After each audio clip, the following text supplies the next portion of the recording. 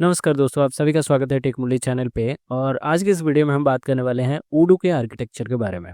यहाँ हमने उडू 17 आर्किटेक्चर लिखा है, लेकिन ये किसी भी वर्जन के आर्किटेक्चर सेम ही होते हैं, ठीक है, उडू के अंदर। तो उसके बारे में हम जानने वाले हैं, तो बिना देर किए अपने शुरू करते हैं। और देखिए, आर्किटेक्चर समझना हमारे लिए इंपॉर्टेंट है, क्योंकि जब भी आप कोई मॉड्यूल डेवलप करेंगे तो किस आर्किटेक्चर पे कैसे क्या चीज़ें, कौन सा लैंग्वेज है, कौन सा टेक्नोलॉजी यूज़ हो रहा है, ये सारी चीज़ों का अंडरस्टैंडिंग होना बहुत ज़रूरी है, ठीक है।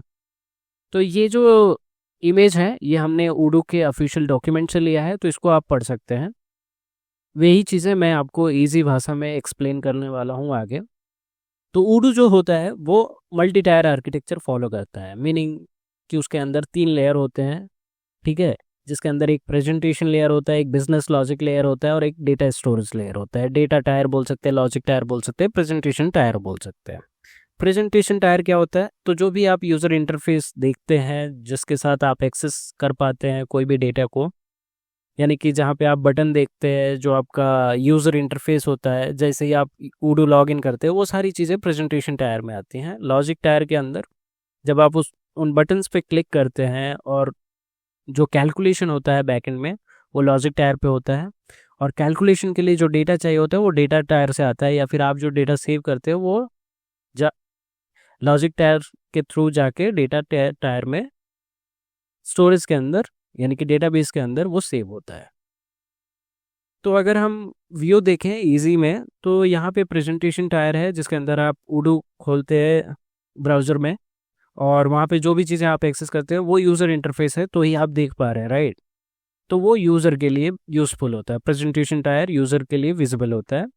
फिर बिजनेस लॉजिक लेयर होता है, जहाँ पे बहुत सारे पाइथन के कोड होते हैं, और जब आप कोई भी रिक्वेस्ट पे क्लिक करते हैं, कोई भी बटन पे क्लिक करते हैं, कोई भी एक्शन परफॉर्म करते हैं, तो वो कैलकुलेशन इस लेयर पे होता है, जो कि बिजनेस लॉजिक लेयर है। इसको आप एप्लीकेशन सर्वर भी बोल सकते हैं, ठीक है। तो एप्लीकेशन सर्वर पे बिजनेस लॉजिक एग्जीक्यूट होता है। और चूंकि कोई भी कंप्यूटेशन किसी डेटा पे होता है, राइट, तो वो डेटा यहाँ से आ रहा होगा और उसको हमेशा के लिए सेव करना है, तो आप डेटा लेयर पे भेजेंगे। और अगर आपको यहाँ पे ऐसा आ रहा है कि आपको अपना यूज़र नेम जानना है, तो आप वहाँ पे क्लिक करते हैं, फिर ये यहाँ पे आता है रिक्वेस्ट, और ये रिक्वेस्ट यहाँ से जाता है डेटाबेस में, सर्च होता है कि आपका यूज़र नेम क्या है, और फिर वो वहाँ से रिटर्न करता है, फिर ये आपको यहाँ पे दिखाता है, ठीक है। तो ऐसे ही इन्फॉर्मेशन होते हैं। तो मान लीजिए कि अगर मुझे पिछले महीने में कितनी सारी चीज़ों का प्रोडक्ट मैंने सेल किया है, वो सारी चीज़ें अगर मुझे इन्फॉर्मेशन चाहिए, तो ऑफकोर्स वो डेटा तो हमेशा डेटाबेस में सेव रहा होगा, राइट। तो मैं यहाँ क्लिक करूँगा, वो आएगा बिजनेस लॉजिक लेयर पे। बिजनेस लॉजिक लेयर समझेगा कि कौन सा डेटा चाहिए, किस तरह का डेटा चाहिए, और वो जो कैलकुलेशन होने के बाद ये रिक्वेस्ट डालेगा डेटा लेयर को, और डेटा लेयर वो डेटा लेके फिर से इसको रिटर्न करेगा, और फिर बिजनेस लॉजिक लेयर सोचेगा कि इस डेटा को कैसे शो करना है, ठीक है। और उस हिसाब से वो शो करेगा, और प्रेजेंटेशन लेयर में मतलब यूज़र के लिए वो विजिबल होगा, और वो देख पाएगा और वहाँ से डाउनलोड कर पाएगा, या भी जो भी एक्सेस है परफॉर्म कर पाएगा, ठीक है। तो ये तीनों लेयर एक दूसरे के साथ मिल के काम करते हैं। अब ये हो सकता है कि मान लीजिए कि डेटाबेस लेयर अलग सर्वर पे है, एप्लीकेशन सर्वर अलग सर्वर पे है, और यूज़र जो मल्टीपल यूज़र हो सकते हैं, हम और आप, कोई भी, ठीक है। तो ये सारी चीज़ें नेटवर्क से जुड़ी होती हैं। तो जैसे यूज़र एप्लीकेशन सर्वर से नेटवर्क से जुड़ा है, एप्लीकेशन सर्वर डेटाबेस लेयर से जुड़ा होगा। तो आजकल बहुत सारे टर्म है, रेस्ट एपीआई है, बहुत सारे टर्म्स है, जिससे आप एक सर्विस को दूसरे सर्विस के साथ, या एक सर्वर को दूसरे सर्वर के साथ ऐड करते हैं, कनेक्ट करते हैं, ठीक है। ऑफकोर्स नेटवर्किंग उसमें पार्ट होता है, चाहे वो वायरलेस हो, वायर्ड हो, जो भी हो, ठीक है। हो सकता है कि ये तीनों एक ही पीसी पे हो। जब हम अपना ट्यूटोरियल देख रहे होते हैं, तो हम सब एक ही पीसी पे कर रहे होते हैं, क्योंकि एक ही पीसी पे 3 इंस्टेंस होते हैं, एक यूज़र के लिए, एक सर्वर के लिए, और एक डेटाबेस के लिए। तो पोस्टग्रेसक्यूएल का पोर्ट अलग होता है, आप सर्वर का पोर्ट देखिएगा तो अलग होता है, और यूज़र जहाँ पे आपका ब्राउज़र ओपन होता है और क्लाइंट की तरह काम करता है, ठीक है। तो बहुत सारी बातें कर ली हमने। तो प्रेजेंटेशन लेयर को एक बार समझते हैं और उडू के हिसाब से समझते हैं। तो देखिए, प्रेजेंटेशन टायर के अंदर जो टेक्नोलॉजी यूज़ हुई है वो है HTML5, जावास्क्रिप्ट एंड CSS। क्या होता है ये सारी चीज़ें ऑफकोर्स आपको पता होंगी, और नहीं पता है तो इसको पता कीजिए कि HTML5 क्या होता है, जावास्क्रिप्ट क्या होता है, और CSS क्या होता है, और क्यों इसको प्रेजेंटेशन टायर में उडू यूज़ करता है। यही है जो यूज़र इंटरेक्ट कर पाता है इसके थ्रू, वेब ब्राउज़र या मोबाइल ऐप में, अपने Odoo एप्लीकेशन के साथ, और ये रिस्पॉन्सिबल होता है यूज़र इंटरफेस को डिस्प्ले करने के लिए, और यूज़र इसी के थ्रू रिक्वेस्ट सेंड कर पाता है एप्लीकेशन टायर पे। एप्लीकेशन टायर पे रिक्वेस्ट सेंड करने की ज़रूरत क्यों है? मान लीजिए यहाँ पे आपको ये एप्लीकेशंस दिख रहे हैं, तो आप ये रिक्रूटमेंट वाले पे क्लिक करेंगे, तो रिक्रूटमेंट को इंस्टॉल करना है, क्या करना है, आप इंस्टॉल पे क्लिक करेंगे तो इंस्टॉल होगा, राइट। तो वो इंस्टॉल पे क्लिक करने के बाद इंस्टॉल ही होगा, ये कौन डिसाइड करता है? वो एप्लीकेशन लेयर डिसाइड करता है कि इंस्टॉल का मतलब क्या होता है, राइट। वो लॉजिक आपने वहाँ पे लिखी होगी या किसी ने डेवलप करी होगी।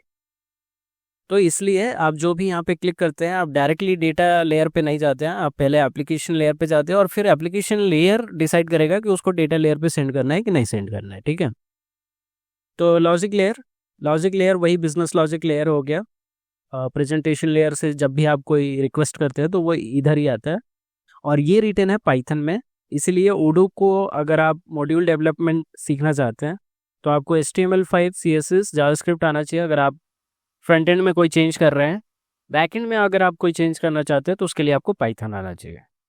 एंड इसको कोर ऑफ Odoo बोला जाता है क्योंकि यही वो लेयर है जहाँ बिजनेस लॉजिक होते हैं।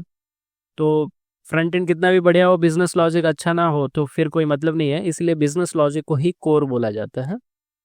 ये यूजर रिक्वेस्ट को हैंडल करता है, डेटा को प्रोसेस करता है, Odoo के बिजनेस रूल्स को एग्जीक्यूट करता है, और डेटाबेस टायर के साथ इंटरैक्ट करता है, क्योंकि डेटाबेस में डेटा पड़ा है और डेटा का बहुत उपयोग होने वाला है लॉजिक लेयर में, क्योंकि कंप्यूटेशन यहाँ पे परफॉर्म हो रहा है, राइट।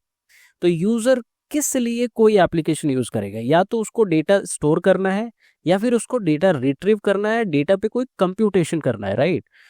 इन्हीं चीजों के लिए आप कोई भी बिजनेस लॉजिक, चाहे दुनिया का कोई भी एप्लीकेशन उठा लीजिए, तो उसमें यही चीजें हो रही है ना। यूजर उसको यूज क्यों कर रहा है? या तो वो अपने इन्फॉर्मेशन उसमें डाल रहा है, या वहां से रिट्रीव कर रहा है जो स्टोर्ड है, राइट। तो जो Odoo सर्वर है, including web server, business logic और मॉड्यूल्स, जो इतने भी मॉड्यूल्स हैं, वो सब इसी लॉजिक लेयर के अंदर होते हैं, इसी के अंदर डेवलप किए गए हैं पाइथन में। डेटा लेयर, तो डेटा टायर जो है वो RDBMS को सपोर्ट करता है, और उसमें भी सिर्फ PostgreSQL को सपोर्ट करता है। बहुत सारे RDBMS है, MySQL है, OracleDB है, लेकिन ये PostgreSQL को ही सपोर्ट करता है।